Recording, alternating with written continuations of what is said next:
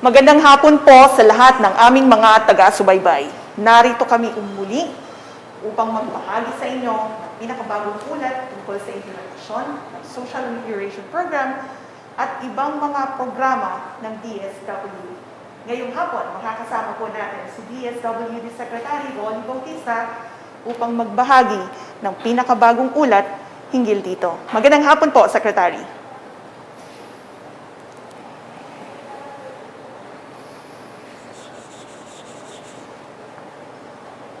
Ayon sa datos ngayong ikawalo ng Oktubre, nasa 83.5 bilyong piso na ang naipamigay ng DSWD sa pamamagitan ng manual at digital payouts sa mahigit 13.9 million na mga pamilyang benepisaryo ng SAP.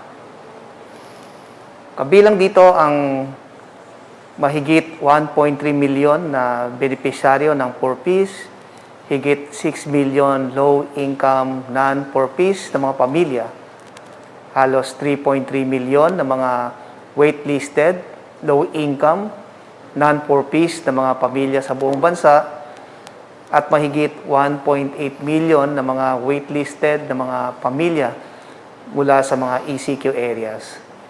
Idagdag din natin ang 169,939 na TNVS, PUV drivers sa buong bansa at 72,514 drivers mula sa dating ECQ areas.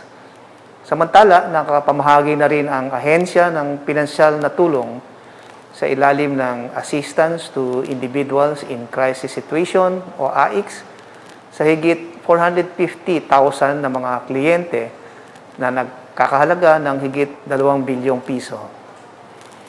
Kabilang sa mga tulong na ito ang medical, burial, food, at transportation assistance at iba pang support services para sa ating mga kababayan. Higit 2.9 million naman na mga indigent senior citizens ang nakatanggap na ng kanilang pensyon sa ilalim ng Social Pension for Indigent Senior Citizens Program ng ahensya na nagkakahalaga ng higit sa 8.7 bilyong piso. Bukod dito, ang ahensya ay patuloy na namamahagi ng family food packs sa mga lokal na pamahalaan upang tulungan silang matugunan ang pangangailangan sa pagkain ng kanilang mga nasasakupan. Sa kasalukuyan, nakapagpahatid na ang ahensya ng higit 2 milyong family food packs at iba pang food at non-food items na nagkakahalaga ng higit sa 1 bilyong piso sa mga lokal na pamahalaan sa buong bansa. Ang mga ito ang pinakahuling ulat sa mga programang ipinatutupad ng aming departamento. Maraming salamat po, Sir Ronnie, sa inyong pong ulat. Ngayon naman po, magdako tayo sa mga katanungan hinggil naman po sa integrasyon ng DSWD sa ilalim po ng Bayanihan to Recover as One Act o Bayanihan 2. Secretary, ano daw po ang magiging partisipasyon ng DSWD sa ilalim ng bagong batas na ito? Batay sa Republic Act 11494, ang ahensya ay magpapatupad ng mga programa upang matulungan ang mga low-income na mga pamilya na apektado ng pandemya na muling makabangon at mapagbuti ang kanilang antas ng kagalingan. Kabilang sa mga programa at serbisyo na ipapatid ay ang mga sumusunod: emergency subsidy, assistance to individuals in crisis situation, distribution of food and non-food items, livelihood assistance grant, at supplementary feeding program for daycare children. Sir Ronnie, karagdagang katanungan po. Ito po bang ipapatupad na ito ay continuation o karugtong ng SAP na dati na po natin naipatupad?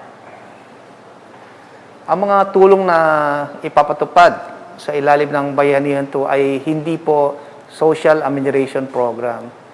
Hindi ito karugtong ng SAP dahil iba ang mga benepisyaryo at tulong na ipapahatid. Sa kasalukuyan, nakabuo na ang DSWD ng panuntunan para sa pagpapatupad ng mga programa at serbisyong ipapatupad ng ahensya sa ilalim ng Bayanihan 2. Kumakalap na ng mga impormasyon ng aming mga field offices sa pakikipag-ugnayan sa mga lokal na pamahalaan upang matukoy ang mga benepisyaryo nito. Ang kumpletong detalye ay ating ipapahayag sa susunod na linggo. Maraming salamat po, Secretary. Maiba naman po tayo ng kaunti, Sec. At ngayon po, may namamataan na sama ng panahon. Ano po ba ang paghahandang isinasagawa ng DSWD upang makatulong tayo sa mga lokal na pamahalaan sa pagresponde sa mga panahon na ito? Ang departamento ay nakahandang magbigay ng tulong sa mga lokal na pamahalaan upang madagdagan ang kanilang inventaryo ng mga family food packs at non-food items at tulungan silang tugunan ang mga pangangailangan ng kanilang mga nasasakupan. Nakaantabay ang aming mga field offices sa Region 1, 2 at CAR upang bantayan ang maaaring maging epekto ng severe tropical storm na may international name na Chanhom na kasalukuyang dumadaan sa hilagang bahagi ng ating bansa. Base sa kasalukuyang datos mula sa aming mga field offices, mayroong higit 40 milyong standby at stockpile funds ang Field Office 1, higit 21 milyong standby at stockpile funds ang Field Office 2, at higit 24 milyong piso standby at stockpile funds ang DSWD Cordillera Administrative Region na maaring ibahagi sa mga lokal na pamahalaan na posibleng maapektuhan ng bagyo o kahit na anong kalamidad. Maraming salamat po, Secretary, sa inyong pong naging kasagutan. Idagdag lamang po natin, sapat po ba ang pondo ng ahensya sa pagtugon sa mga disaster response activities po natin? Tinitiyak po namin sa lahat na sapat ang pondo na mga gamit ng ahensya upang tumugon sa kahit anong sakuna at kalamidad.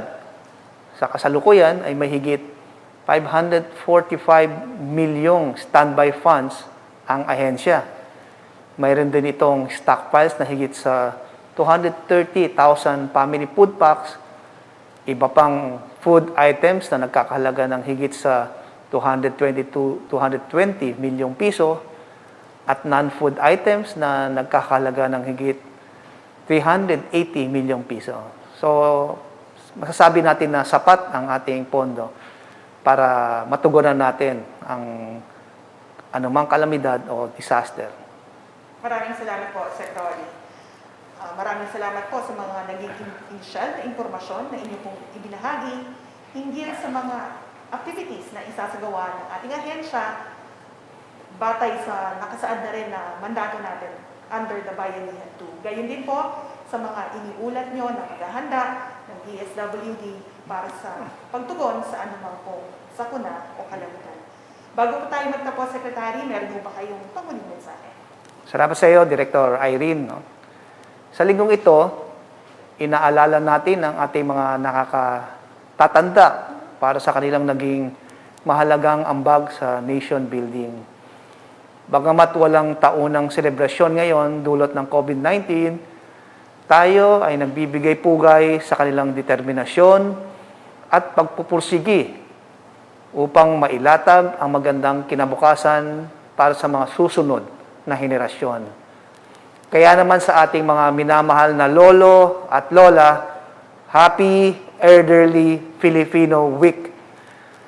At dahil lagi tayong pinagpapaalalahanan ng ating mga nakakatanda na healthy and productive aging starts with me, tayo rin ay nagpapaalala sa lahat na maging bida solusyon sa COVID-19. Bawal walang mask, isanitize ang kamay at iwas-iwas sa mga bagay, dumistansya ng 1 metro at alamin ang totoong impormasyon. Maraming salamat at manatili po tayo ligtas.